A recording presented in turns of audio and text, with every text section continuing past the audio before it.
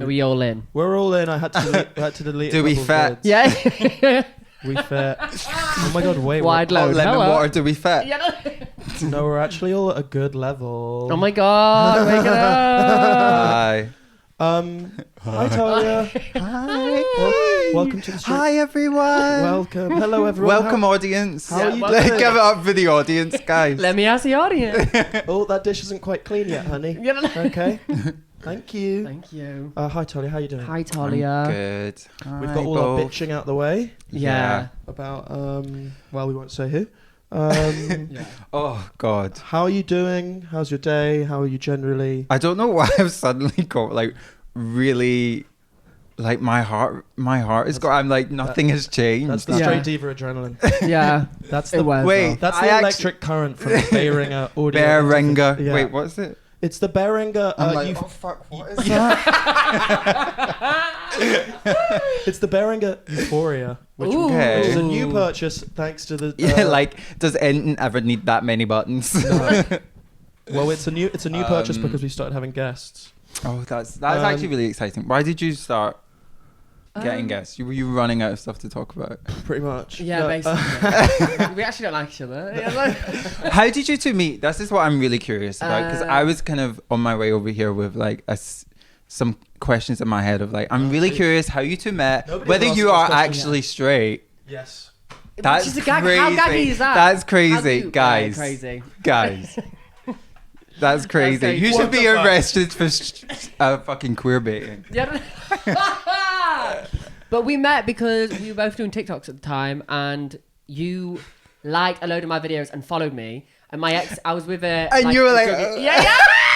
And my ex at the time was like, he's trying to fuck you, and I was like, no, he's not. And I followed you back, and then we became friends. And then we did a session together. We did music, and then How was that? it was quite fierce. It was really fun. We used a Sophie sample pack. Okay. Not that fierce. Not that fierce. We're not the first, we will not be the last. Kim Petras is still alive, guys. You know she'll do it again. By the skin of her teeth. No, At the looks of Ozempic things. won't wake it up. But yeah, and then you just messaged me one day. We were like meeting up just like for drinks and stuff, and then you messaged me being like, should we do a At podcast? 4 a.m. Oh, yeah, you up? I'm actually so down. I liked much of her TikToks because I thought Sue was hilarious. That makes sense. She She was is. hopping on TikTok.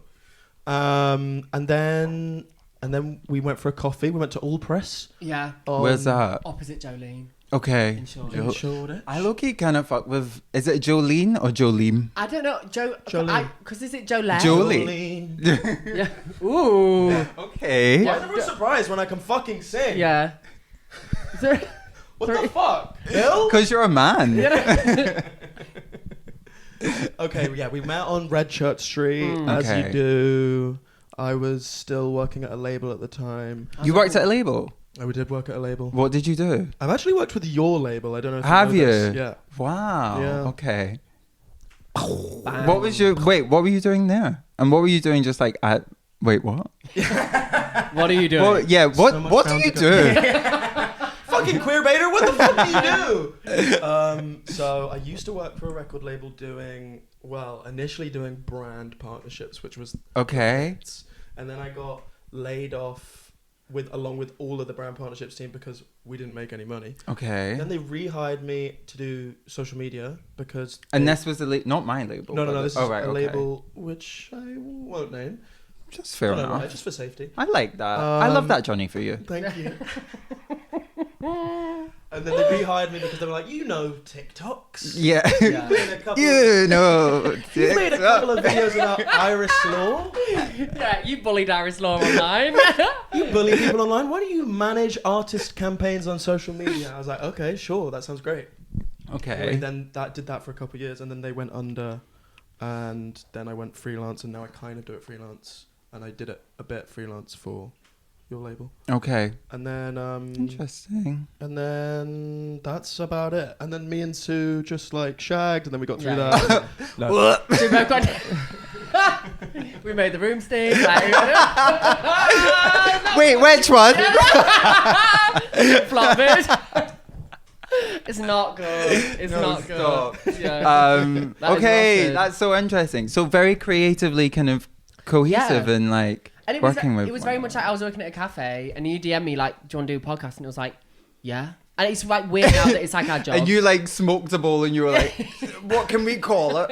Straight diva. Yeah, You did come up with a name. I came up with a name. 'Cause Just it was, do you know, it was that time where everyone was saying diva before Right, role yeah, models yeah, started saying yeah, diva. yeah. My God, remember that? Yeah, it was like a really good time, so we just did straight diva. and It we're was like, a wait, really this is good. gonna- We were all happy back then. Yeah, a year and a half ago when I had Rise. TBD. But yeah, and then we started doing it like 10 months ago. Right. Which actually reminds me, I haven't asked anyone for agony aunt, so I might do that right now. Okay. You Great. just talk between yourselves. Wait. Not you asking for questions during the recording of the podcast. And a picture. Hello. This is what people like about the Straight Diva podcast. We're breaking down. Yeah. rules. It's very down to earth. It's like so Fleabag. down to earth. So down to earth. So down to earth. No, that's good. That's good. Yeah, shout out to that. Basically, I just thought Sue was hilarious, and I was like, we should do a podcast together. Okay. That'd be funny. Nice. And you have like a really good like kind of listenership. Is that a word? Yeah, brands don't seem to think so. Only the sex What was toy. that thing you done with Freeze? Basically, we have a choke. It's like that. Sorry, I just need to answer this. Yeah, no, so sorry. What did we do with Freeze? What a brilliant question. We have a chokehold on the kind of PR girlies of London, and the PR social media girly from Freeze is a big Straight Diva fan. Okay. Now, when we got to Freeze, I was sensing some maybe hesitation from this Yeah. social media girlie's boss Right. about who the fuck. We were. Yeah. Why we were there. what we were What doing. the fuck? Because there's a cat dragged in. The cat being Sophie. Yeah, literally, it was. And then we got there and we were taking the piss out of. Originally, we were going to take the piss out of Keith Haring. Right. And be like, he's this underground gay artist. But we realised that we'd probably get in trouble for that. He's also dead? Yeah. But then I just You know can make he fun would've of dead queened people. out. Yeah. Yeah, queened out. I know he would have queened out. But there's loads of like straight people stood in front of him taking him very seriously now. Okay. Which is weird. Yeah. So we made fun of something else and then, I don't know how, but it managed to get on the social media. But there was a video before. Do you get paid? No. No. Oh, We why? did that one for free because we're like, Oh, be smart. yeah. No, sorry, we did get paid. We got paid, we got paid like so much money, like $4,000 for that. 15k, We got paid like, yeah, 15 18 million pounds. But no, that's us really. Yeah. Okay, ask me a question Yeah, now. yeah. So how'd you get into music life? Are you joking? No. How did you get here? Can you narrow it down a bit Okay, more? how do we? Okay. How did I get? Oh, I got the overground. Yeah. And then I Yeah. I actually unfortunately got on a bus as well. Oh, which bus? The 106. Lovely. Don't Yeah. dox our own. Sorry.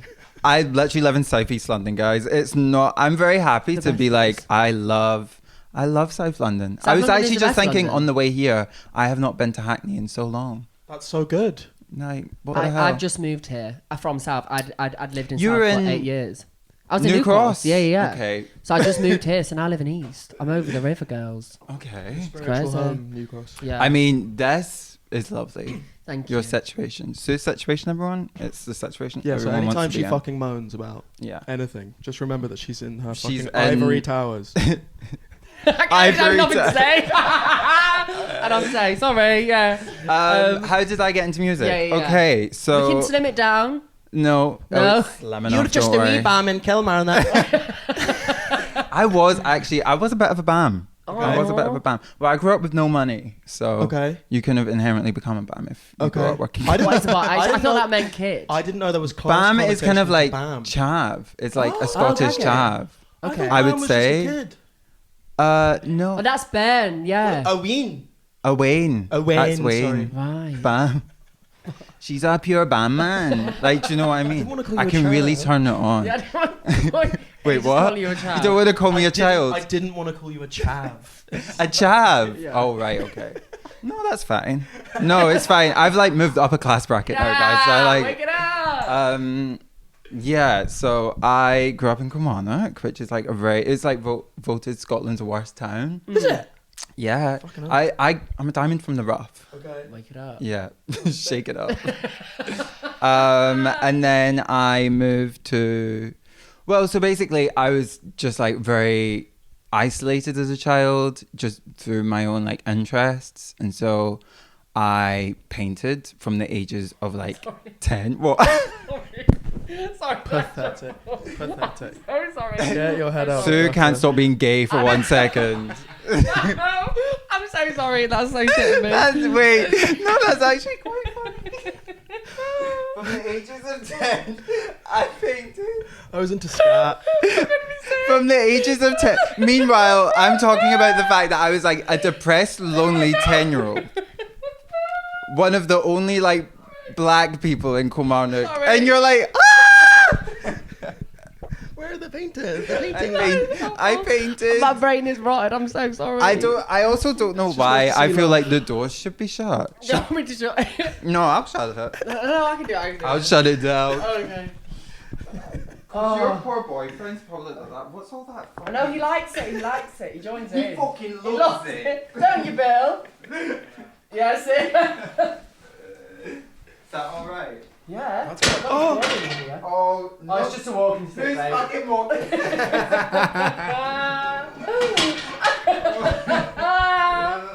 Wait, get your own painter.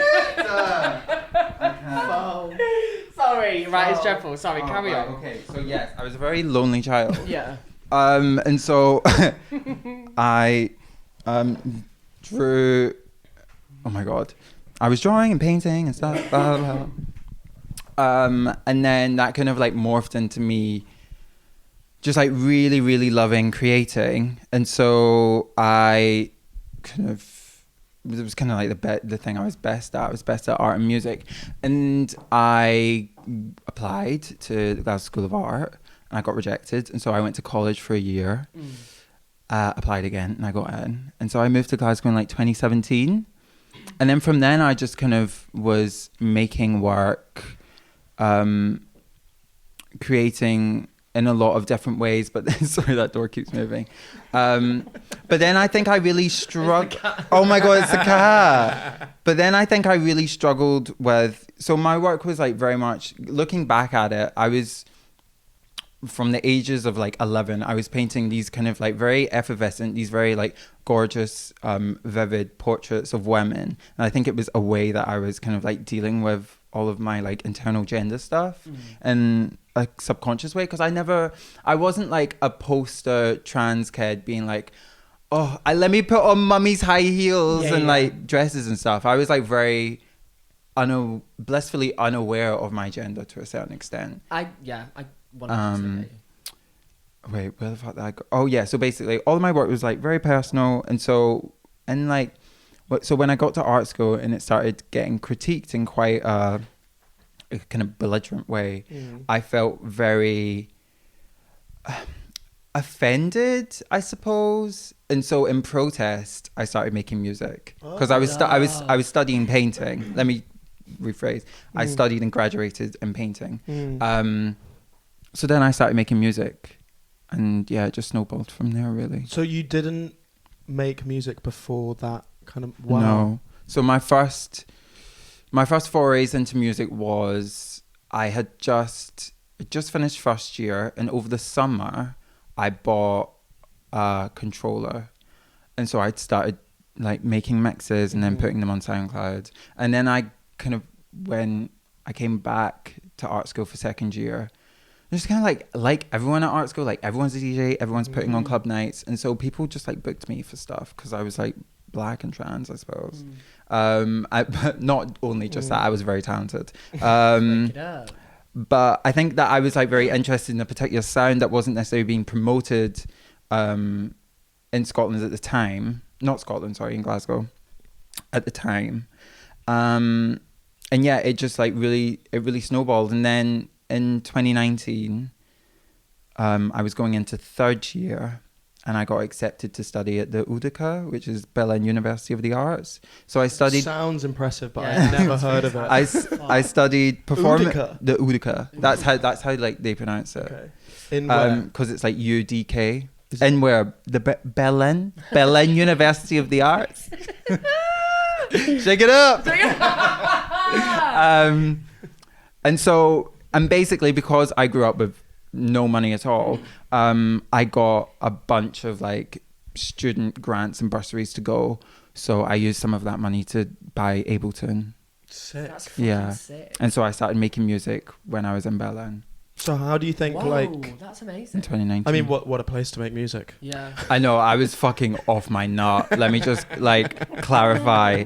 I was partying all the time. I actually like had a really kind of like very intense time there.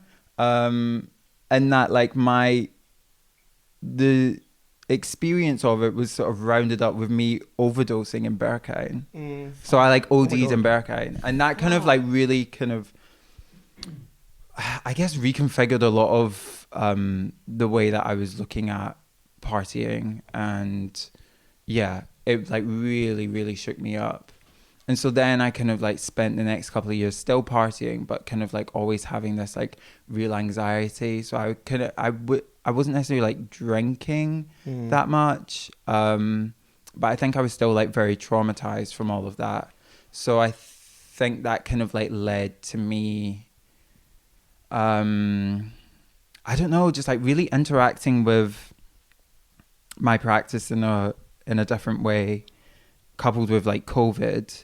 It felt like I couldn't go back to the way that I was before. So like maybe I like couldn't go back to painting or couldn't go back to kind of... What, because you had to deal with this traumatic event, or like... Yeah, or just that, I don't know what I'm trying to phrase. I think that experience meant that I was like holding a lot of trauma in my body, which then led to me kind of like really hammering on the drugs. Not that I was like a drug addict or anything, but I think like me and all of my friends, especially during COVID, were just like fucking mental. Yeah, I like feel like, really yeah. fucking like hammered it. Which has kind of like led to me now just like not doing drugs or drinking at all. Completely. No, I get it. No. But definitely more practicing sober life with leeway and for like special occasions, I suppose. But definitely not like, I will always be in bed for like 3. Okay. Honestly. Sorry, I don't even know like where that went from there. But yeah, No. basically No, it's fine. I started making music in 2019. And then yeah, when I came back from exchange, oh no, this is what happened. We're getting there, guys. I'm great. So when in 2019, just before I left, I opened for Sophie in Glasgow. Yes, Wow. And so my now manager, saw a video of that, then got in contact with me, and then we were chatting for a couple of months whilst I was making music. So anything that I would make, meanwhile I'm like learning how to make music, anything that I would make I would send him and like ask for his thoughts and how he felt about it and stuff. And then whenever I would come to London, we would meet up for coffee and kind of like chat about things. And then when I came back, just as lockdown happened, I got signed in May of 2020. Yeah.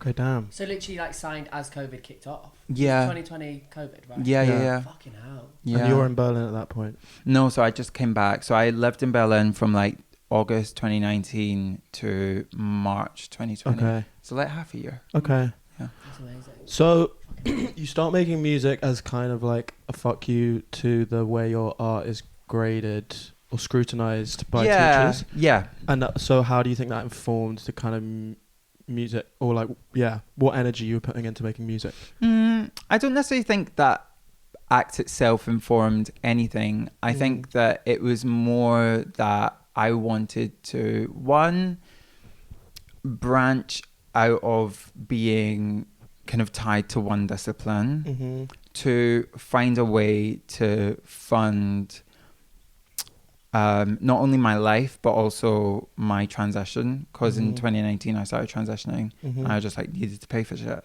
And so you chose music? Yeah. Well, this is the thing. Well, this is the thing. No, DJing. Okay. So like through DJing and through making money through DJing, whilst I was still a student, very much like paid for a lot of the medication and stuff that I was using. Okay. And, I think the work has always been like inherently very personal, but I do think that is perhaps attributed to a naivety and an immaturity because I was so young. So now the work that I make is tied to, well, the work that I'm working on now is definitely tied to my own experience, but it's not internal, it's external. Does that make sense? Absolutely. Yeah. I don't know. But that's also, well, caveat, I'm kind of like taking a break from music. That's also why I needed, or at least I felt like I have to take a break, is because all of my music thus far has been incredibly, incredibly personal. And I am at a point where I don't really want to talk about myself anymore. You should start a podcast. What? You should start a podcast. I had one. I had one. It's retired now, but I had one. The Dolls Discussed. And we were fucking disgusting. Yeah. Okay. But it's quite amazing that you like, it's almost inspiring well, it is inspiring. That like... You almost made the cut. You were so close. No, it's inspiring how you like, you kind of made it happen so quickly. Like you, and you speak about like naivety, like you went from downloading Ableton to like having someone, or like signing a record deal. Yeah. Do you think that kind of like naivety helped you, or like compared to painting, which you'd been like doing kind of? No, I think that maybe, but I think I didn't. When I signed that record deal, I still had another year of art school left. Mm-hmm. So I still had another year of student loan. Mm-hmm. So I wasn't really like focusing that much on what I would be doing afterwards. Mm-hmm. And also COVID just kind of made everything very intense to think about. Yeah, I don't know. I think that I attribute my earlier work to perhaps like an immaturity, and that I do feel like when you figure out that you're trans and then you kind of put the practices in place to then formulate or like enact your transition, you can't help but be like really cringy because you're still figuring your shit out. Like you're not done cooking yet. And so I look back at that work and I'm like, ooh. Like, what was cringy? Like because it's like hyperpop. Okay. And like it's funny. I kind of like go through, or at least when I was younger, I went through a lot of kind of like musical phases, and at that point I was going through like a huge kind of like, I don't like the term hyperpop, but like that sort of like sound of music I was very, very, very interested in. But it's funny, I like don't listen to any of that music anymore. In the same way. Who makes hyperpop now? Well, does hyperpop still exist? Well, I think it's kind of like morphed into this real kind of like almost like glitchcore. Like it reminds like Jane me Remover, like, Frost Children. Yeah, stuff. Right. They're kind of like kind of like I feel like at the time of like 2019 though, because I moved to London in 2018. 2018. It was so long ago. It was fucking ages ago, but the scene, I think the music that was coming out of like the whole of the UK, hyperpop wise, was fierce as fuck. Yeah. So I had to go to hyperpop nights and it was so fierce. It was like similarly, like, I feel like I grew up on hyperpop, but I had like nothing to do with it, but to like watch that happen, there was such like an influx. It had like such a grip. Like, yeah, and then it kind of died. I don't know how it morphed, but it just did. It kind of just stopped. There was like a whole scene. There was so much going on. I think that so many nights. I think that it becomes, when something becomes kind of like consumed very intensely, it can't help just be like screwed. And also for a genre of music that is very much just pushed and peddled by like drugged up white people. Well, that's also the thing, yeah. Do you know what I mean? Babe, I think that also when Sophie passed, kind of had a real, like, because I remember like such a distinct sound coming out of 2021. And I want to say that is the year that she passed. And then after that, just like not coming back. Yeah, never. I'm fully in agreement with you. It's like, it was that. Like, yeah. And then kind of like I do think that there you can kind of see thematically and conceptually all of the the interesting music that people are listening to, and how that then influences either the music that they make or just like the culture that they surround themselves by. Because then in 2022, when Ethel Cain was coming up, suddenly everyone was listening to shoegaze, and everyone loved guitars. Do you know what I mean? 100%. And it's also interesting that it's all centered around trans femme artists as well. Wake it up. Wake it up. Shake it up. But it is interesting, isn't it? And then it was like, I think at the time that Ethel Cain was coming up, like, it was so interesting how everyone wanted to tear it down. And now I feel like I think it's giving went that cyclical. Yeah. Because like, I do feel like there is... people are now turning it down again, particularly with her music. Perhaps I think that wait, what were you saying? Because you spotted Ethel Cain right at Heaven. Yeah. I was. No, I haven't. Where was it? I done 2 shows. It was one in Glasgow, one in Manchester. I was at the Heaven show. Maybe I saw you there then. Probably. God, I was on drugs then. That whole period. You're not gonna pick up a guitar. You are. I don't know how to. I play piano, and I sing. I would say I sing, but I don't like sing publicly. Yeah. You're like, wait. No, where can I take this? I don't know whether because I don't know whether to go back to hyperpop or because I feel like I read you say some banger of a quote about hyperpop that I can't remember. Yeah, back when I had Twitter, I was talking about, and it's so funny because I literally, I tweeted this kind of like very flippantly, just when like I was sat on my sofa one day and just like put my phone down and then like looked at it, and then like suddenly people were talking about it. But you can trace a lot of the sonic roots of hyperpop to working class rave sounds. So like for an example would be like that kind of like super like sugary pitched up vocal. I can kind of trace back to DJ Booney from like 2006 2007. And it's interesting because a lot of the people that were at the forefront of hyperpop, so like A.G. Cook, Sophie, Danielle Hall, they all come from like incredibly affluent backgrounds. And I just think it's very interesting that there was this real kind of like adoption of working class sonic aesthetics and music that wasn't being pushed by working class people or wasn't being consumed in like the same way. Because like people would listen to like DJ Booney whilst drinking like a 2L of cider in like the park. And, you know, you have Sophie playing like MoMA PS1 and stuff. Yeah. Right.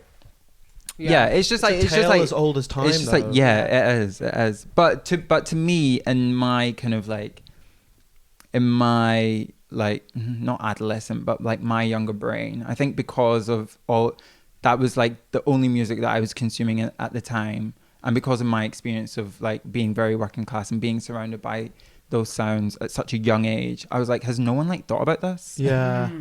Where are all the thinkers? Yeah. Because you were at that conference too. I was behind you. I was stood at the back because I came late. When she said it, I was and like... everyone was like, right. Yeah. I was like, okay. Yeah, I was like, okay. Right. It's so funny because Nadine, who was interviewing her, is Scottish. Yeah. And so I just can't help but hear like, where are all the thinkers? I think we're all thinkers. Like, and like Nadine's Scottish accent. I think she was like, I think they're like here. Yeah, they're here. They're here. You're just like not touching grass, girl. I would have no idea what to respond to. I actually got got asked to play the Eusextra Afterglow like album listening party. Right. For Foundation? The one at the Cause. No, that was a club. like the one like that was like a week ago or whatever. Oh right. Oh, and then my management were like, she'd do it if you'd pay her cash, and they were like, oh, we've asked someone else, because I'm like, fuck HMRC guys. Yeah. No, babe. Honestly, tax return season is coming out to kill myself. Like I'm like so close to killing myself. That's why I had to get like a salary job. I was like, I can't think about this. Yeah, no. I it makes me. But it's 23, 24, so it.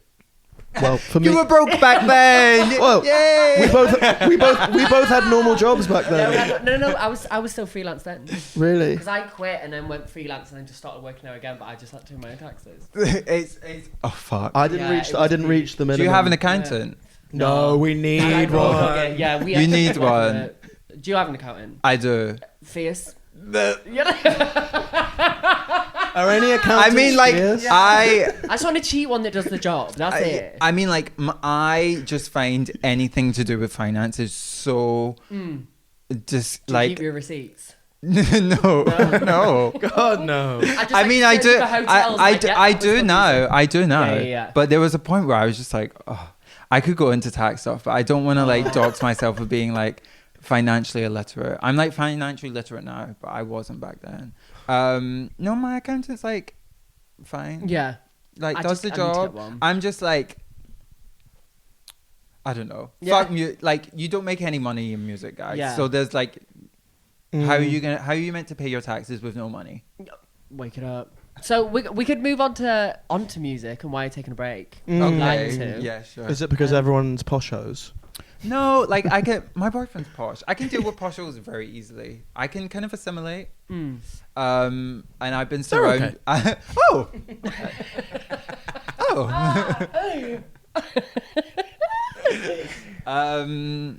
But I think that I have achieved a lot for the person who I am and kind of like where I came from. Like, I have been recognized critically by like, you know, the BBC, the Scottish Music Industry Association, the Independent Music Association, DJ Mag. Like, I have been nominated and won like a lot of awards for my work, and I still don't have a publishing deal. And I think that there is something that has to be inherently tied perhaps to my identity, and I just don't want to participate in that ecosystem. And I think also, like, the system is just not built for like someone who is black, someone who is trans, someone who grew up working class, and outside of my situation now would still be working class.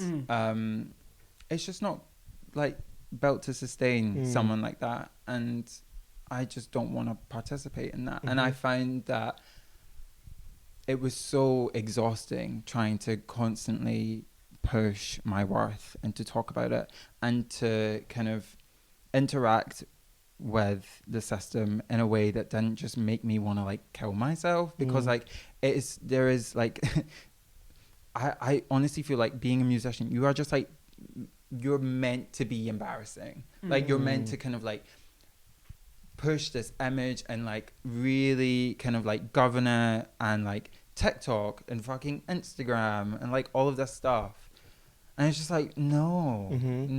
And I think having it not be my main vocation, at least, takes the pressure off. And it means that I can, when I want to interact with it again, it's coming from a place of kind of genuine creativity, rather than like, oh, I need to like, I like need to make a song, or I like having like an album due or whatever, blah, blah, blah, blah.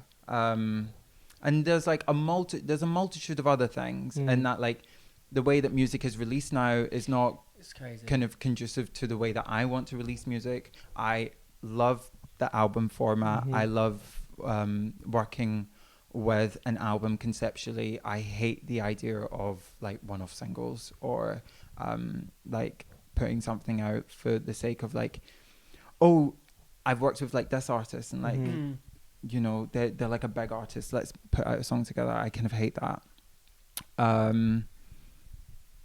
And yeah, I think that I was just like on a consistent tour from 2021 to 2024, kind of up until the beginning of this year. And during that, I had to make Grammarly, I had to make my album. Right. And I think I should burn myself out with touring. How do you find touring? Like, I hate it. Okay. I hate it. It's hard. No, it's hard. It's fucking hard. There is no... I think that at the beginning, when I was kind of like young and naive and everything was bright and shiny and new, I definitely enjoyed it more. But I hate it. I hate the format of it. I hate that I am kind of like shipped off to these places and I never really get to see the place. I hate the fact that half of my money isn't my money. I hate the fact that people don't pay me enough. Is this mainly DJ touring, or is this both? Because like I feel like, well, to me they're different things. There's like a bit of money in DJ. Well, I mean, like unless you're like VTSS or whatever, right? Like there's like there are tiers of DJing, right? And electronic music. So you like tier 1, tier 2, tier 3. Yeah. Like tier 3 is like VTSS. Yeah. And like tier 1 is just like DIY. Yeah. Like, yeah. It can be very, very hard to sustain yourself in that tier 2 because it means that you need to either, well, not either, you just need to be like constantly at it because you're getting paid. Like, for example, like I would get paid like, I think the most that I've ever been paid for a DJ set is $5,000. Let's fucking go. But even at that, was it for a brand? No, it was at Sonar. Okay. And then, but like, if, well, say for example, if my rent is like £1,000, Yeah. and my bills are £500, and I have been asked to play a show in Newcastle for £1,000. Okay, if that's my only show for the month, not okay. Yeah. Because then tax as well. Yeah, and half of the money isn't mine. So like, well, I say half, but like 10% goes to my agent, 20% goes to my manager, and then I need to save 20% for tax. Like, that's half the money. It's impossible. Yeah, it's literally half of it gone. And so it just got to a point where I was like, meanwhile, I'm going to these shows like over the past like 4 years or whatever. I'm going to these shows. I am most likely being misgendered at some point, especially in like 2021, 2022. 2023, right. 2024 we got somewhere.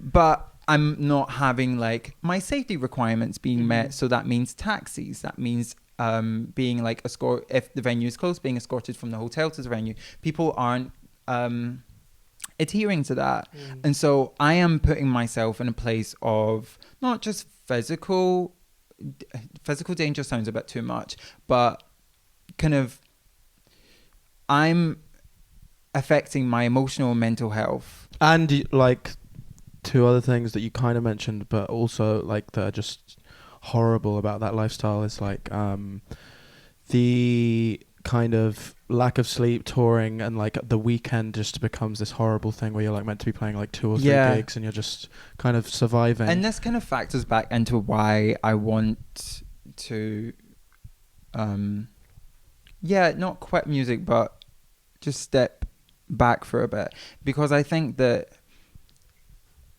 surrounding touring, surrounding making work, being in the studio, I don't think that your labor is just quite obviously not supplemented for the amount of effort and energy that you put in. Like, you know, like, right. There's no way that you can sustain a music career whilst also having a full or part-time job in a meaningful way. Because when you think about, like, even when I think back to like when I lived by myself in Glasgow and like I was touring a lot on the weekend, like you would think that I would just have like the weekdays to just like chill out or whatever, but like no, like you need to you have like studio sessions, or like you're going to the studio to work on your own stuff. And then like, I don't know, I feel like the music industry very much pushes a really, really unhealthy, kind of like unsustainable way of living one's life that is surrounded by late nights, surrounded by alcohol, surrounded by drugs, surrounded by overworking. Especially DJ world. It's just like it's like not right. It's just like not right. And then be the life of the party as well. Be like always be in a good mood. And like for like 3-4 years, I was missing like very major kind of like very major events, and that like my little brother's birthdays or my mum's birthdays or my best friend's birthdays a lot of birthdays, a lot of Christmases, all of New Year's. It was just like messing out on like, and it's just like really depressing. Were really, you really ever depressing. enjoying DJing itself, or was it more to like facilitate writing and making? I look back and no. I think that it was just a way for me to make money, truthfully. And like, I had to make money. But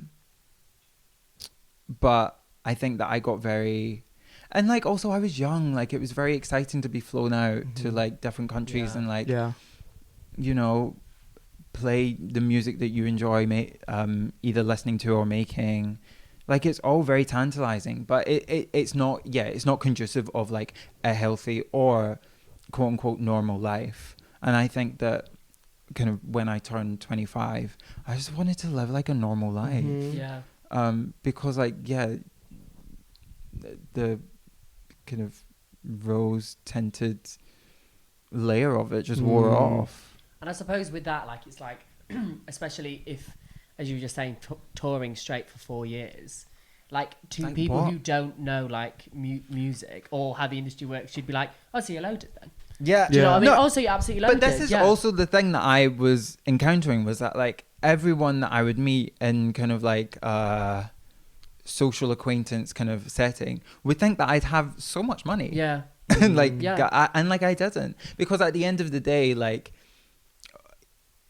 I like, it's the only way that I'm making money, and I have bills to pay. Exactly. And like, I don't want to live with people, so I'm obviously gonna pay like a more expensive rent. Yeah. Because like my job at the time in my career facilitated that, but that didn't leave me like loads of expendable cash at the end of the month. And people in music just think that you're loaded, and like it's just like so far from the truth. I think that's even when I started touring, when I like literally like 2018, 2019, like independent tours, like literally pulling a suitcase around like wherever the fuckery I was going. There was a friend of mine who I love very dearly, and they were like, "You're not getting paid loads for this," and I was like, "Babe, I'm in some random studio in Norwich. No, I'm not getting paid loads." Who was you? Yeah. No.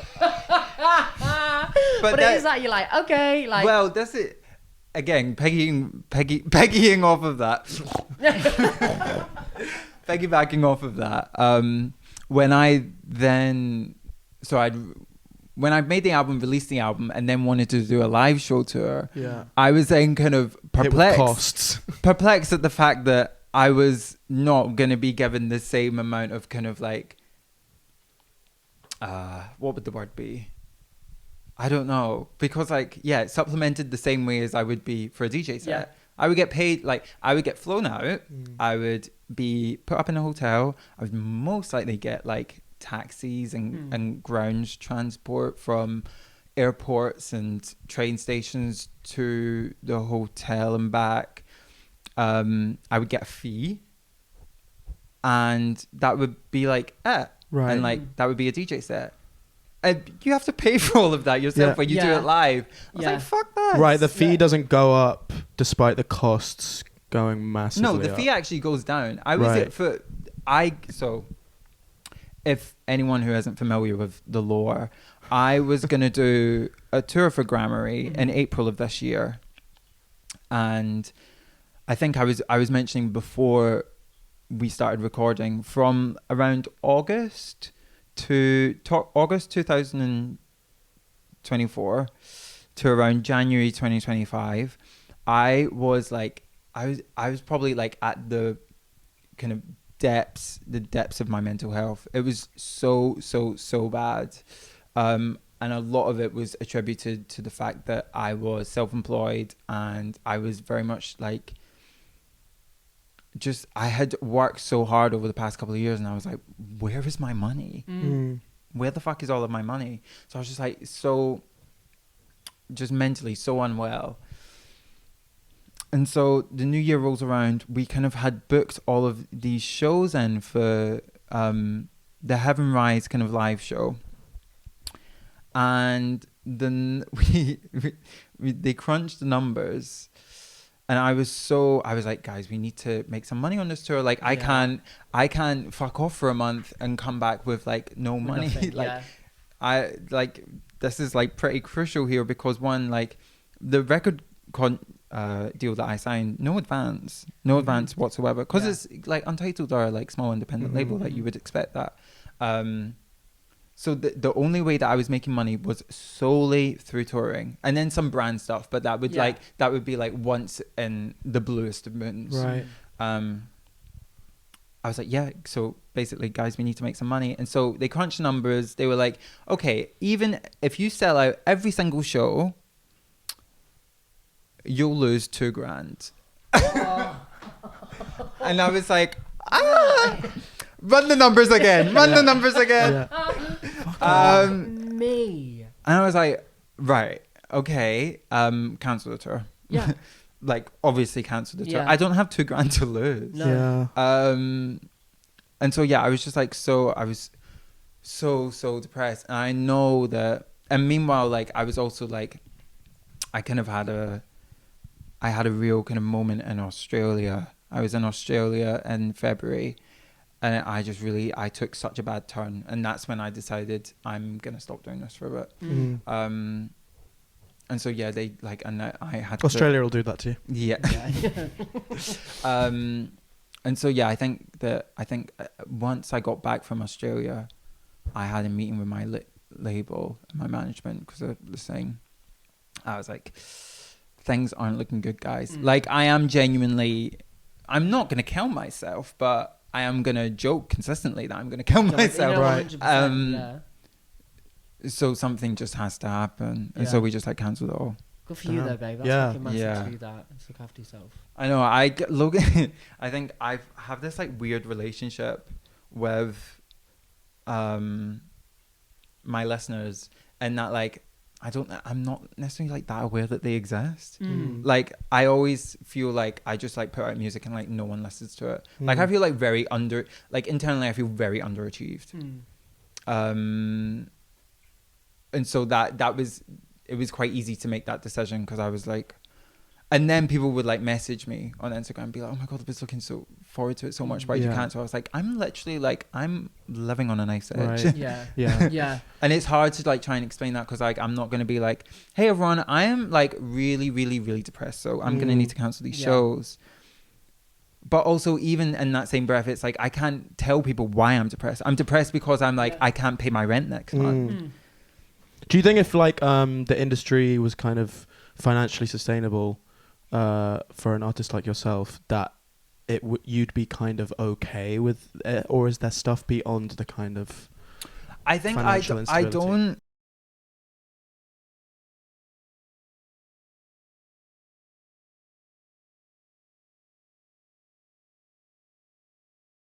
I think that I really creatively crave difference and variation and challenge, and I think that I don't know, after your first album it just feels very, it's like, oh, I just need to just do this again. It doesn't feel like that creative. Like Grammy felt very apopemptic, like it felt like I was saying goodbye to something.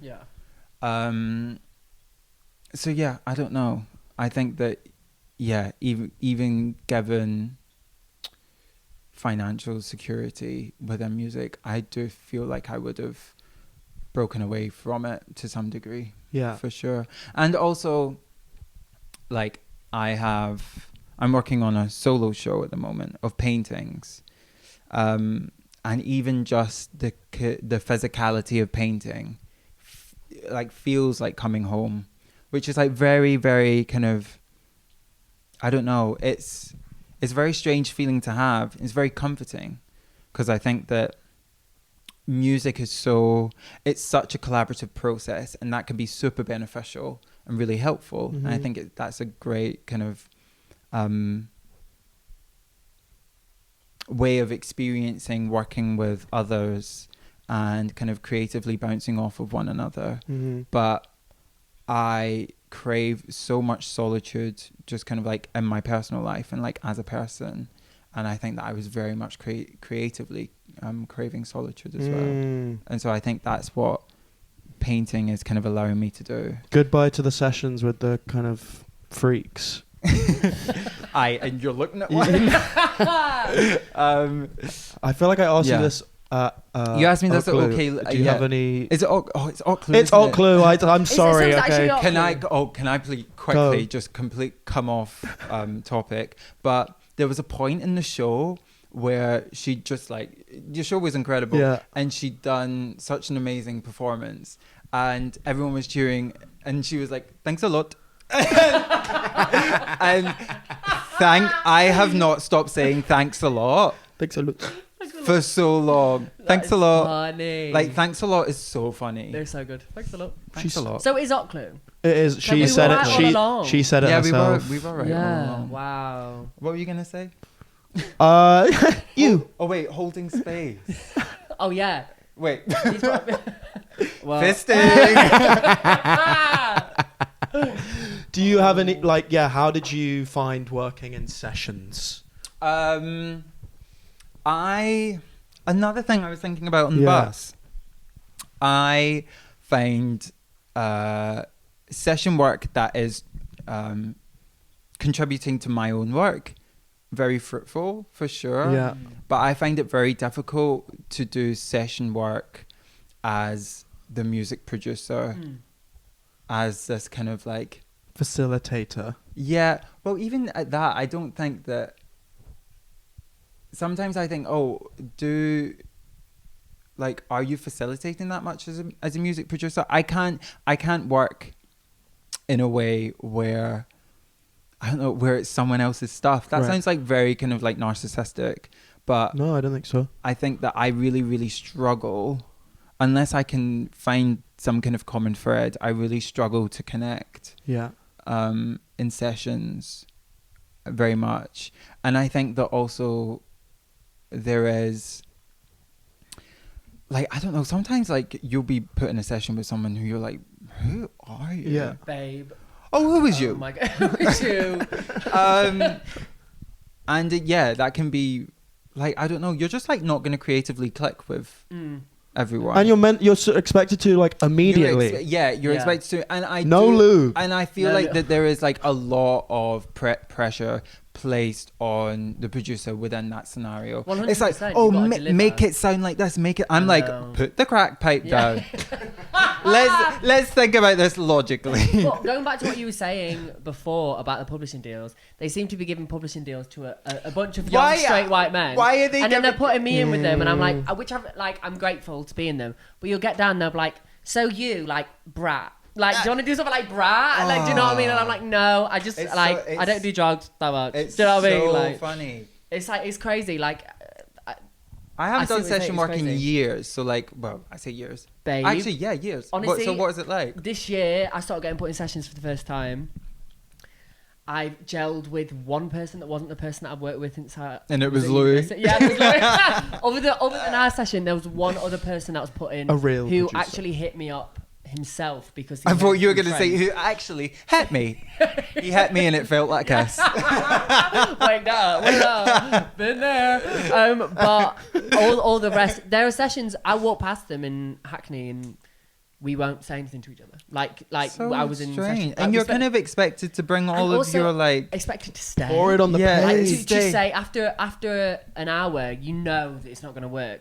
And then it's kind of rude to say. So you stay there for 8 hours. You just sat there like this. Was it good for you? Yeah, it's exactly. It's like a hinge awful. day. It's like you know within 20 minutes. Yeah. Oh, it's awful. And then like I said to this one guy, God bless him, and I said to him, I was like, I want to make hits at the minute. I was like, I'm not here to make like, interludes at the moment. Like I've like that's all sorted. I was like, I just want to make a hit, pop it, whatever. We literally in the end it just ended up being like something that we did sped up ×2 interlude boots, and he was like, oh, we've just done exactly what he said you didn't want, and I was there for 8 hours, and it was like North London somewhere, and I was like, right, and I just left, and I never spoke to him again. I followed him the other day, like no shade, but I was like, fair enough. Like we just weren't, but I stayed all day. Why did you follow him? Unfollow him. Oh, unfollowed. Yeah. Nice. Oh, Listen. Bye. Listen. Well, because I was just like, we're not friends. You don't know me. We're never going to see each other again, or unless we're at somewhere. Like, do we have to talk? It's awful to say. Like, it also feels so, again, vapid, and I think that it is, it's very heavily pushed.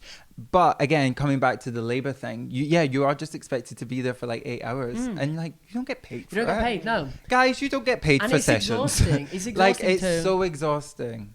And it's like, and then you have to like, especially if you're writing about something that's deep to you or like meaningful to you, which is like similar. Like I only really speak about my own experience in music. If I want to write about anybody else's, and then you'll be like, okay, so I want to write about this, and then you unload everything onto this like random straight man.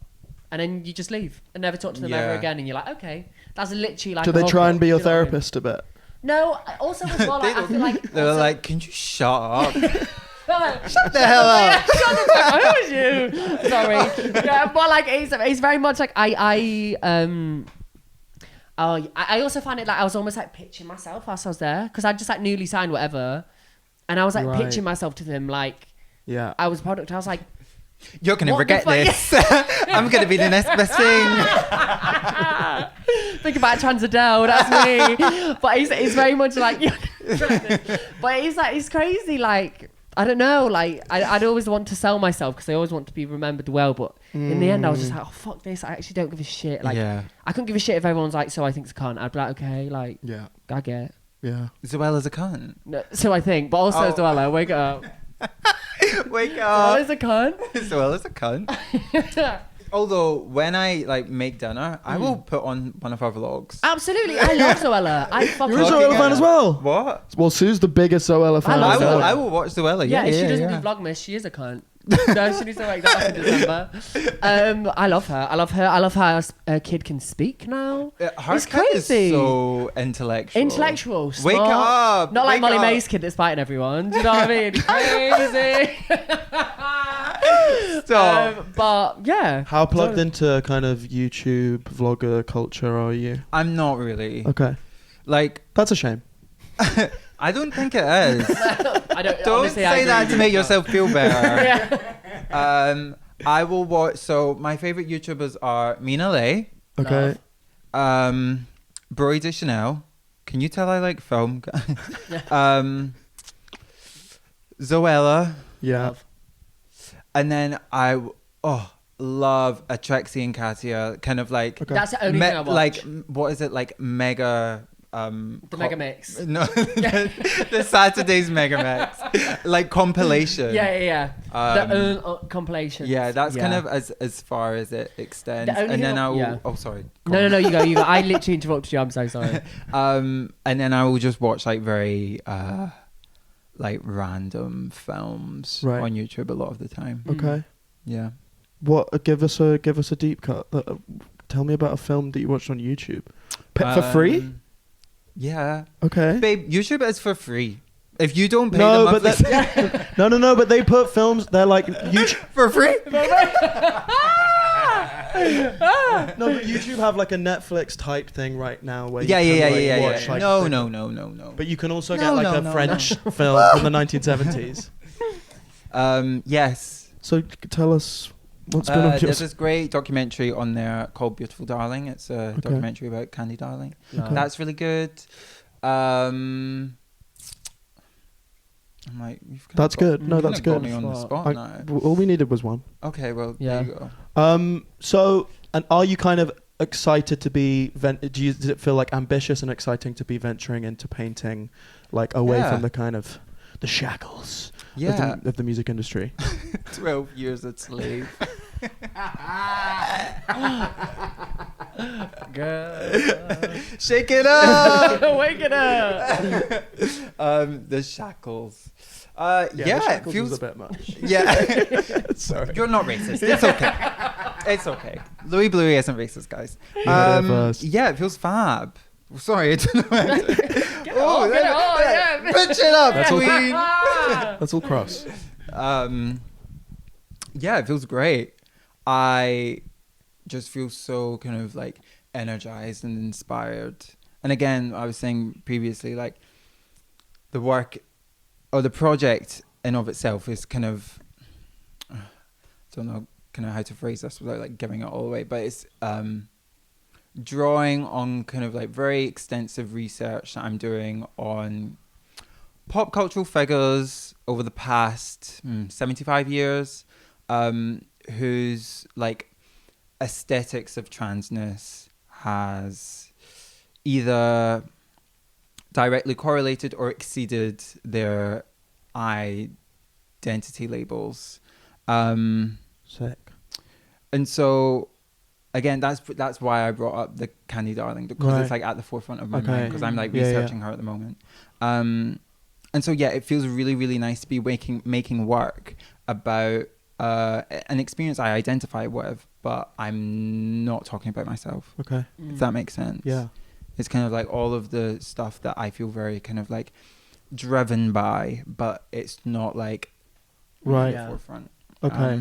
Yeah. Is it, because one of the things you mentioned about your music was that it was incredibly personal. Yeah. Does it feel less personal? No. Okay. No. No, it doesn't. But that is, I think that is because it's about a particular experience that is just like at the forefront of my life. Like I'm Right. trans before I'm anything else. Right. Like I will have more in common with a white trans girl than I will have with a black cis girl. Does Okay. that make sense? Yeah. So my transness is just like always there, and I'm always thinking about it. Mhm. And it's very nice to be able to talk about it in a way that isn't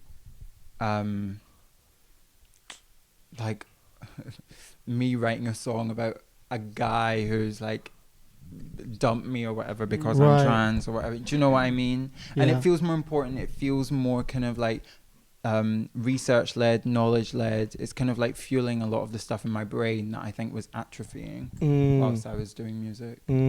God, I wish I went to art school to learn all this fucking shit.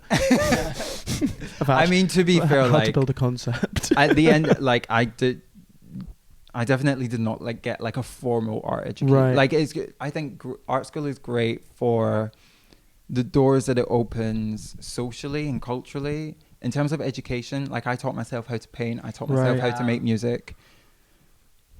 You don't get much at Yeah. GSA. You don't get much. Ouch. Zing. Boop.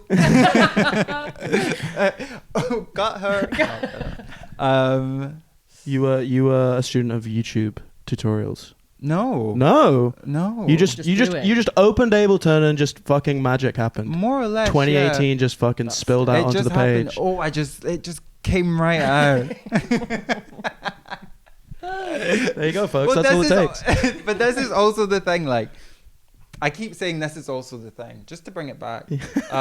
Just circling. Yeah, That's per my last Like email. that album, that record is about like a guy who just like essentially broke my heart when I was 19. I was like, I'm still gonna be making work about that. Yeah. Like, do you know that way? Like I find it really hard to make music outside of internal like emotional fracture. Mhm. Yeah. That's something I hate about music in general, or making music, is that, wonder if you agree, is that like you are, I don't know if it's the same painting, you're essentially digging back into an emotion or a state when you wrote a song, like years later, not only like finishing a song or an album, but then performing it, you have to constantly dig back into this state that you're currently not in, and it feels kind of artificial to do that. And also, I think that Glasgow is such a... Glasgow in particular, just to bring it back to me. Please. No, I'm joking.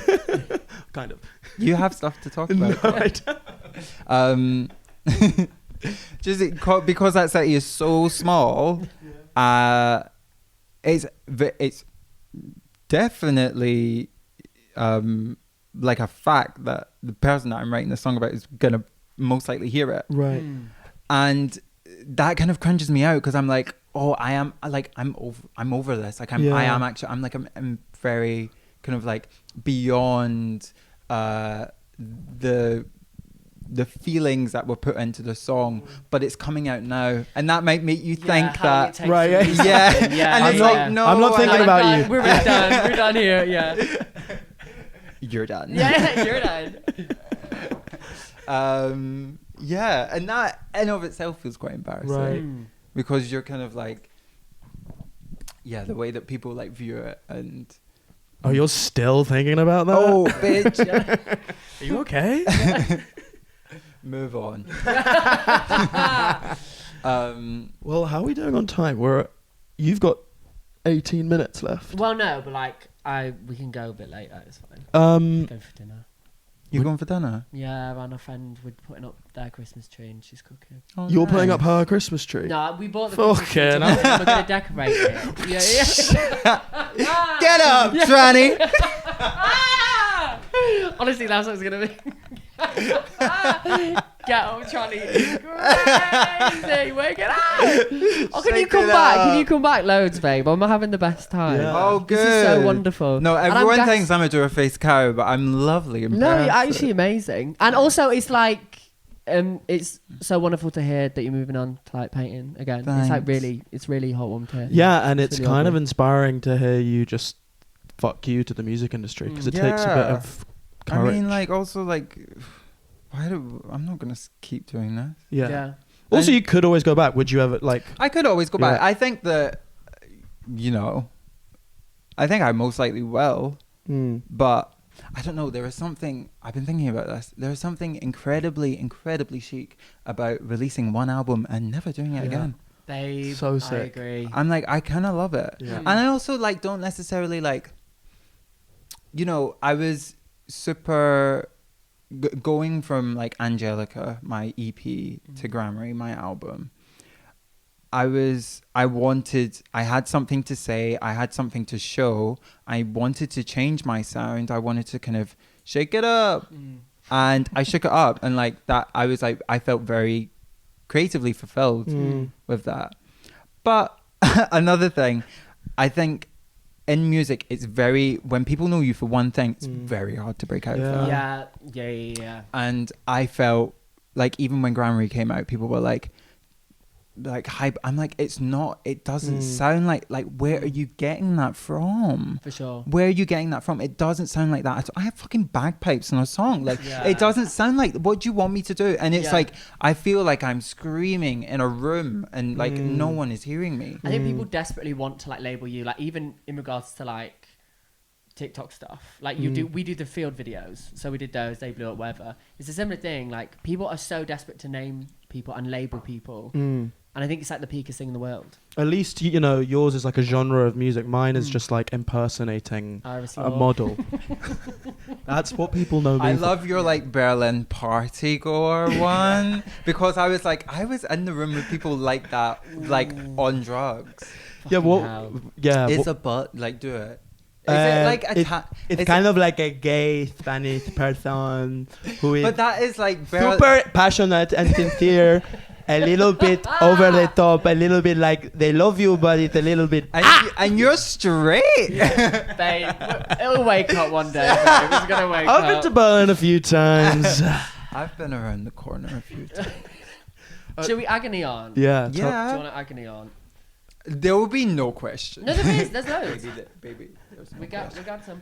some. Also, Pete says all of my faves in a room. Please. Oh, did you say I'm going to be on it? I uploaded that photo. Oh, right. Okay. Sorry. But he you're says, okay. how does it feel to be famous for being hot on TikTok? That's not No, about the hot clue. Yeah, it is. The hot clue thing. Oh. Yeah. I was like, that's going to be about No, one of no, you, so that's no, not it's about about- me. it's about No, you. so for context. Oh yeah, for context. Why am I looking directly into Yeah, the phone? it's down For the barrel. context, we bumped to each We bumped. and we bump purses, but what are we gonna do? Bump purses?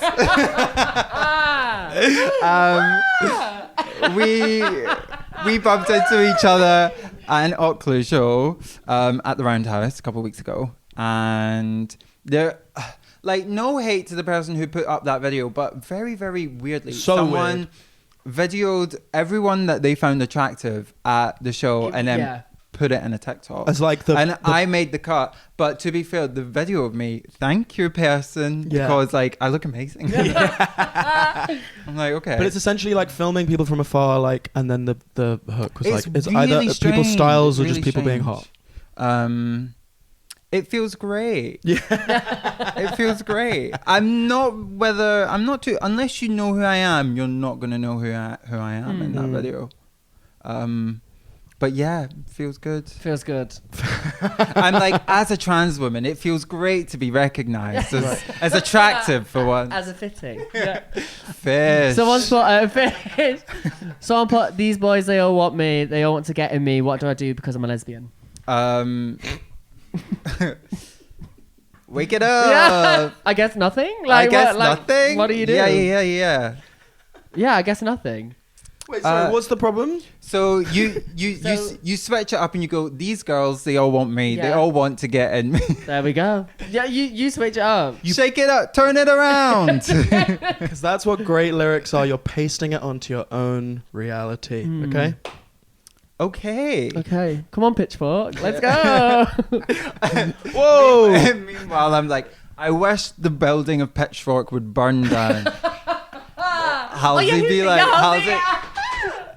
Wait, what was the building? What building are they in? They were in some basement in New York, I want to say. And she was like, oh, I hope the building front.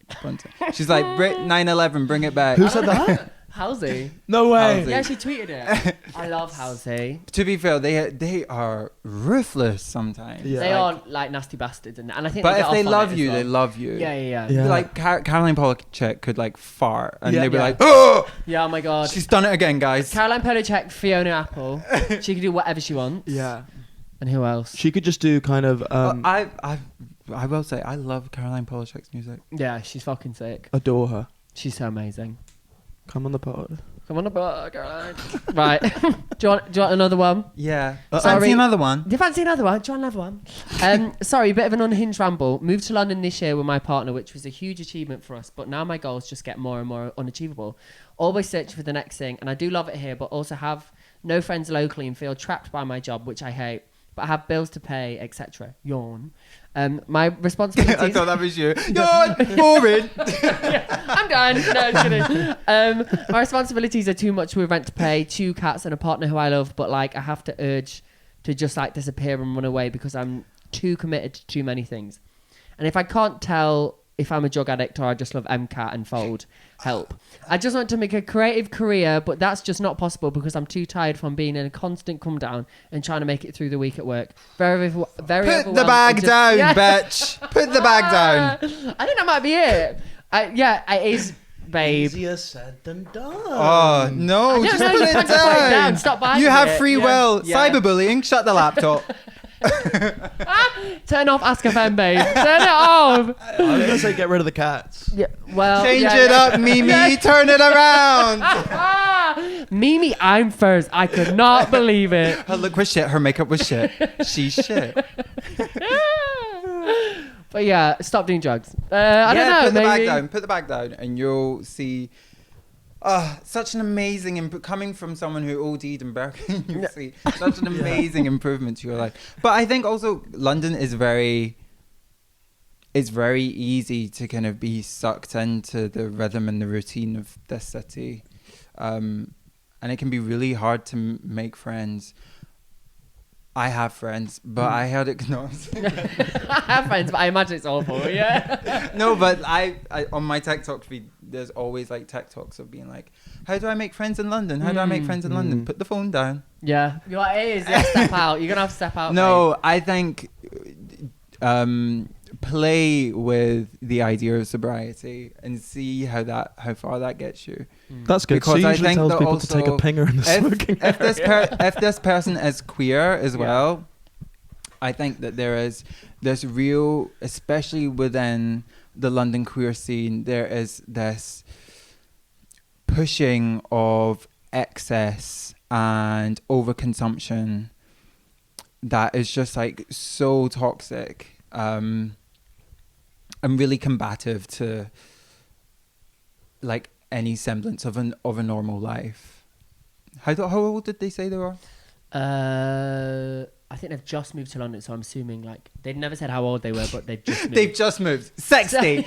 Oh, I thought 40 at least. So I'm gonna say 18. I don't know, but they never said how old they were. I genuinely don't think that there's anything wrong with, seeing how, because also like going out and partying is so expensive nowadays. And if you have a partner that you love and you have 2 cats, then that should be enough. Yeah. Well, I'm sorry, that's so Wait, what? unhelpful. No. Can we go overconsumption of what? Drugs. Oh, I see. Okay. Drugs, Yeah. partying, Right. the kind of like the shelling of the out Friday, go home Yeah. Sunday night. Yeah, And then yeah. you're fine by Wednesday. You know Yeah. what I mean? Yeah. Mentally. If And then you that. just do it again. Yeah. Yeah. And I think, oh God, it makes me feel like a hamster in a cage. Or I feel like Neo from the Yeah. Matrix. Yeah. Honestly. yeah. Me at yoga. Yeah. One more. Do you want one more? No, I want as many as you can. Okay, let's as go. your dinner will allow. Do I drop out of uni and start again? I'll be 20 as a fresher or finish a degree in law I hate. Babe, drop the fuck out and start again. Yeah, If you hate start it. again. 20, you're so young. I don't know.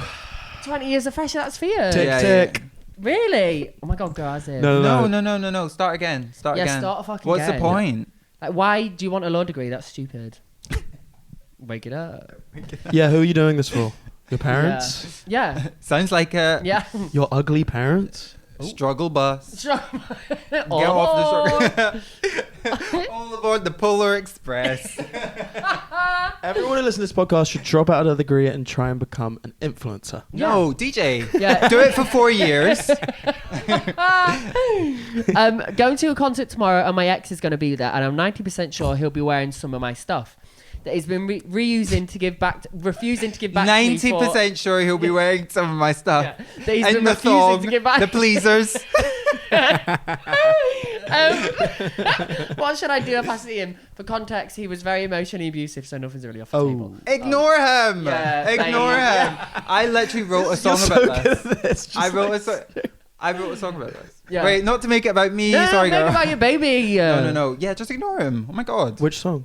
Cherish. Okay. I wrote Listen- it about seeing my ex at a Shy Girl concert. Oh! Love. Oh, all places. Just ignore him. Oh my God. I think that genuinely 95% of our problems to do with exes, situationships, abusive partners, exes, well, maybe not abusive partners, that's a bit much. Yeah. Or if you're experiencing domestic abuse, contact someone, obviously. Just ignore them. Put the phone down. If you don't live Just with them, ignore me. Ignore them. Ignore them. Yeah. It's the best way to piss someone off is by ignoring them. Yeah. God, I wish I could go back in time, give myself a fucking shake and say, Ignore him, love. Right. Ignore him. God, it's that easy. God, what are they? Oh, someone says, I have no idea what to do with my life. I can't help you there, doll. Sorry. What are you doing listening to this podcast? Yeah, Fucking honestly. hell. Babe, you're not going to get very far with this one. Any advice for close friendship breakup? Ignore them. Make Oh, passive hey. make passive aggressive jokes until they get the It depends picture. on the context. I do feel like a close friendship breakup is kind of it can be very, very debilitating. I've never had one. I've just had one. fizzles. Fizzle. Yeah. How did yours go? I don't want to talk about it. Okay. On the pod. It's also kind of partly what I wrote my album about. Oh, okay. We'll save it for the But yeah, but autobiography. we're good with each other now. Okay. But at that moment in time, it was quite hard. Yeah, just ignore them, guys. You need to start thinking about yourselves. Yeah, stop trying to hurt yourself. Yeah. I think that's honestly Our like audience Work. hate themselves. Work on yourself. Work. Our audience hate them. As they should. no, you're beautiful. Do you have another one? No, that's it. Oh shit. Yeah, I know. You're like, That it? more. Well, no, let me see. Wait, no, we can keep going. Wait, I sent Louis some. Bring Are you other not ones. entertained? Wait, they're coming. Here we go. Usually we don't clean through them this Okay, quick. 21, non-binary, dirty squirter. That's what they've described themselves Okay. as. I'm moving in with my boyfriend and need help making sure the sex stays fierce. Communication, babe. That's not hard, no? Just have sex. Yeah. If the sex is fierce now, then it will probably still be Always fierce, be fierce. if you move in with one another. Like that's usually really healthy relationships. Okay, so sex life has never got stale for you, clearly. Not in the relationship I'm in now. Well, Sorry. lucky for you. But yeah. Yeah. Yeah, well, yes. We've both been. Actually, no, I don't. I haven't. I've had quite good sex Well, life. clearly I'm the problem. Yeah. You was together a long time though. 6 years. Oh, Yeah. I mean, like that's you could. Oh. And you lived together for how long? 0 years. Oh, and it got stale. Yeah. Performance anxiety. Big time. I can speak about that on the podcast. Oh, Yeah. sorry, I didn't. Sorry, this is a safe space. No, I mean, wasn't that was the throwing it least down. of our problems, to be honest with you. Okay, but the thing, a healthy relationship, you're gonna have healthy, but also don't put so much pressure on it. Sometimes you do stop having sex and then you just wake up again later. Shake Like it life up. gets in the way. Shake it- People life- can go on holiday. You should just have Shake like it a up. child. Shake it up, wake it up. You should Have a have Wayne. Yeah. skip the dog. Yeah. Spice it up. There you go. You know that meme of Jemima Kirk? I think you guys are thinking about yourselves too much. Yeah, That's yeah, me. Ignore him. Is he? Oh Just my God, keep it's having sex, and if it starts going stale, be like, the sex is went kind of stale. Can we go back to the way that we were having sex before? Yeah. And Where's they the will fisting either dude? be like, yes, or they'll be like, oh my God, what? It's like Yeah. bad Yeah. for you. And too many relationships go on and don't address that, Just and then they just, talk. Yeah, li- just live in this chat. purgatory of like Communicating is not hard. You just No. say how you feel. Sorry. horny. Sorry, it's not. You just have to say how you feel. Horny. Honey. That is so funny. Wait. Okay, hating post-grad life, my living situation, flatmates are not my friends, and my job, I kind of hate. I also hate London and don't want to move Cry home me a 'cause it's far fucking away, river. the north. I think everyone I know feels like this right now, but it's so weird. It's so weird. I kind of get. I guess that was. I more of a think statement. sometimes you just need to shake up your life. Yeah. Bite the bullet. How do you shake up your life? Quit music. Quit music. Yeah. Fair dues. I've just spoke about it for about half a fucking hour. No, not even half an hour. Fully an hour. Yeah. You're like, so how did you fix your life? I was like, were you not listening? Yeah. And you spoke about it so beautifully, Tahliah. Thanks. Okay. Don't be afraid to shake up your life. If you hate London, get out because everywhere else is cheaper. But there's not as many nice coffees and pastries. Oh my God. There's no fucking Jolene fucking You'll live. Pophams. pop. Pavilion. But why did you suddenly get really really snatched? Yeah. Snatched and poppins. Yeah, snatched and because poppins. I you was there asked for a today. sandwich and And I they get- give you literally a crumb of Yeah, bread. yeah, like, Ooh, like, that'll like, be on rye £15. bread, like, yeah, I know. Shake it up. I spent £8 there today Poppins. on 2 drinks. I'd say Proud of myself. if your job sucks and your living situation sucks, take time to focus on what really matters, which is the people you love, and try and do stuff that you enjoy outside of work. And 9 to 5. And like, Alright, Governor. Alright, Mr. Yamadato. But that is that we are out of questions. We Okay, actually which means are. we're out of time. Yeah. you should host this podcast. Please, can I'm you come good. back? Honestly, I'm this has good. genuinely I'm been so good. lovely. We'll I've do- had Just the because I best- don't make fucking TikToks doesn't mean I'm not a great I'm good. hang. It's Yeah. very hard to get my personality across. People meet me in real life and they're like, "Oh my God, you're not a bitch." I'm like, Really, people think Whoa. you're I've had People that, say that? so much. I've had that so So much. who are we knocking out? Like, they should not be saying Who that are we to knocking you. out? Yeah, who said that then? Honestly. And that'll be on the next episode of Talking Straight with Tahliah. Yeah. Yeah, thank you for coming on. Oh, It's you're been a welcome. pleasure and a Thanks for blessing. having me. And you must come on again because this has been lovely. I would love to come back on. You know, if enough people want me. Yeah, they do. Crickets. Drop Yeah. it. Sorry, I can hear the cicadas in the field.